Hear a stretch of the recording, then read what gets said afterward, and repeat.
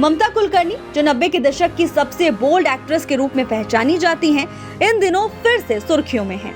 एक समय था जब अपने बोल्ड अवतार के लिए जानी जाती थी, लेकिन अब भगवा चोला पहने हुए नजर आती हैं। ममता ने हाल ही में किन्नर अखाड़े से महामंडलेश्वर की उपाधि प्राप्त की। तो ममता कुलकर्णी जी ने दिया संन्यास। 25 सालों के बाद ममता जी इंडिया आई और इंडिया आते ही इन्होंने दे दिया संन्यास। ममता जी संन्यास देते ही महामंडलेश्वर बन गई। इस महाकुंभ में बहुत से लोगों को फेम मिला, जैसे कि IITN बाबा, होस्ट हलसा, और अब इसी भीड़ में शामिल हो गई हैं हमारी ममता जी। ममता जी, अगर आपको इतना ही फेम का शौक था तो आप बिग बॉस चले जाते। तो ममता जी ने संन्यास दिया कि इनकी इमेज साफ हो जाए, लेकिन इन्हें नहीं पता था ये इतना ज्यादा बैकफायर करेगा। तो महामंडलेश्वर बनने के 3 दिन बाद ही ममता जी को अखाड़े से निकाल दिया गया। तो पहले तुम ये वीडियो देख लो। ममता कुलकर्णी महामंडलेश्वर, उनको निकाल दिया गया जी। और महामंडलेश्वर बनाने वाले महामंडलेश्वर, आचार्य महामंडलेश्वर ऑफ किन्नर अखाड़ा, उनको भी निकाल दिया गया है। किसने निकाला है इनको?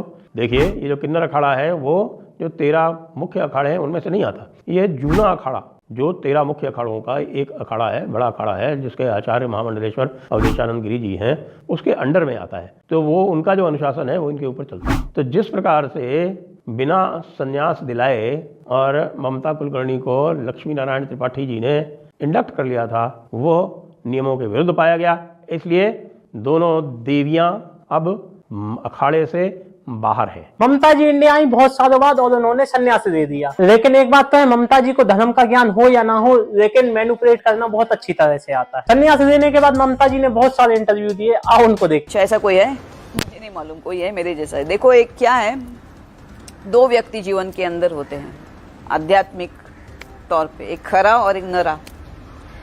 खरा मतलब गधा। गधा किसको कहते हैं? जिसको कुछ ब्रह्मचार्य का ज्ञान नहीं, उसको ध्यान का ज्ञान नहीं है, और जिसको भगवान का कुछ ज्ञान नहीं है, उसको धर्म का ज्ञान नहीं है, और खरा, उसको खरा बोलते हैं। और नरा मतलब नारायण उसको बोलते हैं। अब मैं नारायणी हो गई हूँ, तो मुझे नारायण ही चाहिए।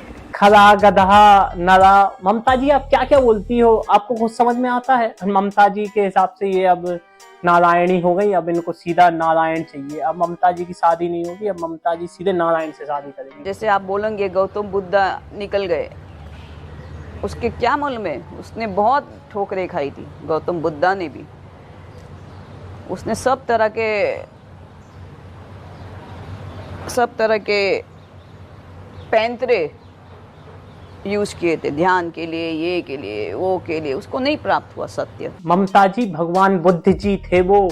आप उसने तो ऐसे कर रही हैं जैसे कोई आपके यहाँ काम करता हो तो आप बुला रहे होंगे, अरे उसने ऐसा कर दिया था, उसने ऐसा किया था। मैं 2012 तक मैंने बहुत कड़क तपस्या की है। तो बोलते ना, महामंडलेश्वर कोई बनाता नहीं, आप हो तो आप होते हो। ये तो भवे कपड़े, आप होते हो तो आप होते हो। ओके, अगर आप हो तो हो। हाँ, वो आपका अभिषेक कर रहे थे, आपको गंगा में डुबकी लगा रहे थे, आपको शुद्ध कर रहे थे, आपका दूध से अभिषेक कर रहे थे। ये सब चीजें तो बेकार की बात है। किसी ने आपको पदवी दी महामंडलेश्वर की? नहीं।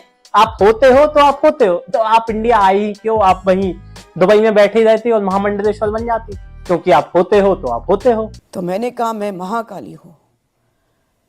जिस स्नान में आप डुबकी मार रहे हो वो मैं ही हूं।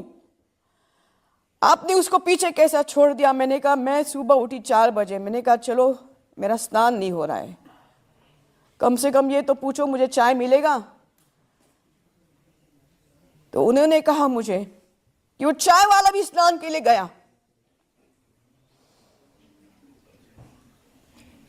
तो प्रचंड चंडिका और भड़क गई। ममता जी इसलिए गुस्सा थी क्योंकि उनको चाय नहीं मिली। उनने पूरे रथ रुकवा दिए कि ममता जी को चाय नहीं मिली। ममता जी ने बहुत सारे व्रत रखे। इनका कहना है कि मैंने पानी छोड़ दिया, अन्न छोड़ दिया। तो ममता जी कुछ समय के लिए आप चाय भी छोड़ देती, आप तो इतना क्रोधित हो गए। आपको मालूम नहीं मैं किस तरह से रह रही हूँ, मेरे जीवन में रह रही हूँ। ये आंसू ऐसे ही नहीं आ रहे। मैंने काफी त्याग किया है। ममता जी, उसको त्याग नहीं, उसको एक्टिंग बोलते हैं। आपके आंसू, आपकी एक्टिंग बहुत अच्छे से बता रहे हैं। जैसे ये तो आप कह रहे थे कि अगर आप राम हो, नारायण हो, तो राम को तो हनुमान की जरूरत नहीं होनी चाहिए थी पूरे इसमें। आप देखे तो उन्होंने लंका का जो ये किया, राम और लक्ष्मण दोनों हनुमान के कंधे पे थे। उसमें तो लक्ष्मण भी ये हो गए थे, मूर्छित हो गए थे। हनुमान को जाके ये लेके आना पड़ा, संजीवनी बूटी लेके आनी पड़ी। ममता जी बोलने से पहले पता नहीं क्या कर देती हैं, वो ये किया फिर उसके बाद उन्हें ये करना चाहिए था, ये किया, ये नहीं करना चाहिए था, ये ही में रह जाती ममता जी। इसीलिए तो ये नहीं करना था आपको। एक तो ममता जी आप इतना सोच समझ के पॉज कर करके बोलती हैं कि मुझे टेंशन हो रही है कि इस वीडियो पे मेरे व्यूअर्स रुकेंगे या नहीं मालूम क्या हो गया, मैं आंख बंद करके बैठी थी और पूरा ऐसा जब जब जब जब जब जब जब जब जब जब जब जब जब जब जब निकल। और जैसे कोई बच्चा आके अपने स्टोरी नहीं सुनाता है कि आज मैं स्कूल गया मेरे साथ ये होगा, उसी प्रकार ममता जी आपकी अदालत में आई और अपनी स्टोरी सुना के चले गई। देखो ये सब तो हुई थी मजाक की बात, लेकिन असली बात क्या है कि इन्हें महामंडलेश्वर के पद से क्यों निकाला गया, वो इनके पास्ट के कारण था। इनका पास्ट इतना डार्क है वो मैं तुम्हें आगे बताता हूँ। ममता जी का इतना डार्क पास्ट है कि संन्यास लेने के बाद भी इनकी इमेज स्क्रीन नहीं होगी। ममता जी ने अपना डेब्यू किया था तिरंगा मूवी से, जो कि बहुत अच्छी हिट मूवी थी। उसके बाद ममता जी ने कई हिट और फ्लॉप मूवियां थी, लेकिन ममता जी की सबसे बेस्ट मूवी थी करण अर्जुन करके, जिसको करने के बाद सबके मुंह पे ममता ही ममता का नाम। लेकिन ममता जी को असली फेम मिला इनके एक टॉपलेस फोटो से। जिस समय हीरोइंस बिकनी पहनने में भी अटकती थी और उन्हें अपना शर्म लिहाज के कारण बहुत सारे सीन नहीं करती थी, उस समय ममता जी ने एक टॉपलेस शूट कराया था। तो तुमने एक कहावत तो सुनी होगी कि गाना हिट तो मूवी सुपर हिट। वो कहावत इसलिए है क्योंकि तुमने देखा होगा कि हर पुरानी मूवी में तुमको एक आइटम सॉन्ग देखने को जरूर मिलेगा। वो आइटम सॉन्ग इसलिए रखा जाता था ताकि लोग उस बहाने उस मूवी को देखने जाएं, और ऐसा होता भी था।